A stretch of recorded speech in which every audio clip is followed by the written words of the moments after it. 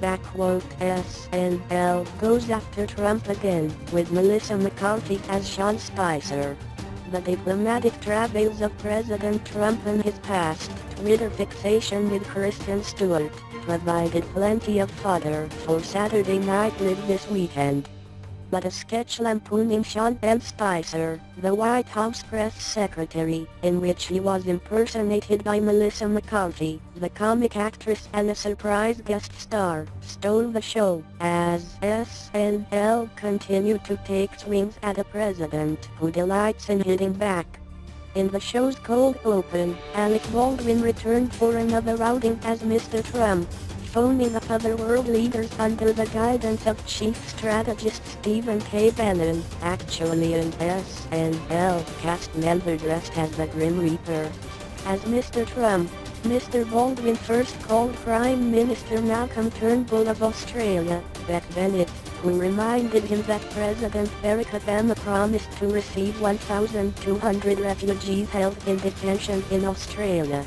No refugees, Mr. Baldwin said hastily. America first, Australia sucks. Your reef is failing. Prepare to go to war. He went on to call President Enrique Pena Nieto of Mexico, guy who's going to pay for the wall says what?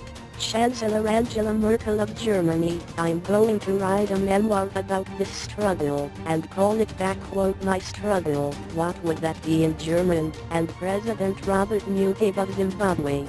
Mr. Mugabe, Kenan Thompson, was not impressed or intimidated. I will rip out your spine and drink from your skull, he told Mr. Baldwin. In her opening monologue, Ms. Stewart, the show's host, recalled a period in 2012 when Mr. Trump posted several tweets about the relationship she had with her Twilight co-star Robert Pattinson. In one tweet Mr. Trump wrote that Ms. Stewart cheated on him like a dog and will do it again, and in another he invited Mr. Pattinson to attend the Miss Universe pageant. To be fair, Ms. Stewart said, I don't think Donald Trump hated me. I think he's in love with my boyfriend. She added, the president is not a huge fan of me. But that is so okay. And Donald, if you didn't like me then, you're really probably not going to like me now. Because I'm hosting SNL and I'm, like, so gay, good. Still, the night belonged to Ms. McCarthy, the star of Bridesmaids and Ghostbusters, who came out in thinning blonde hair and an ill-fitting suit to play an aggressive, gum-chugging version of Mr. Spicer, as he led a daily White House press briefing. I know that myself and the press have gotten off to a rocky start, she said, starting off the session. When I say rocky start, I mean it in the sense of Rocky, the movie, because I came up here to punch you in the face. And also I don't talk so good. As Mr. Spicer, Ms. McCarthy then told the press corps she would be apologizing, on behalf of you, to me, for how you have treated me these last 2 weeks. And that apology is not accepted, she added. Discussing Mr. Trump's recent announcement that he would nominate Judge Neil M. Gorsuch to the Supreme Court, Ms. McCarthy said, the crowd greeted him with a standing ovation, which lasted a full 15 minutes. And you can check the tape on that. Everyone was smiling. Everyone was happy. The men all had erections, and every single one of the women was ovulating left and right. And no one was sad. Those are the facts forever.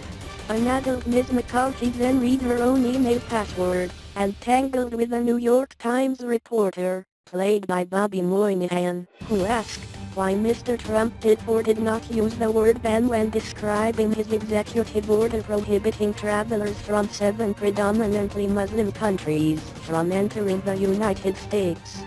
You just said that, she told the reporter. He's quoting you. It's your words. He's using your words. When you use the words and he uses them back, it's circular using of the word and that's from you.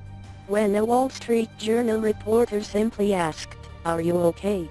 Ms. McCarthy charged at her with her podium and threatened, I will put you in the corner with CNN. The screen then showed a CNN reporter in a cage.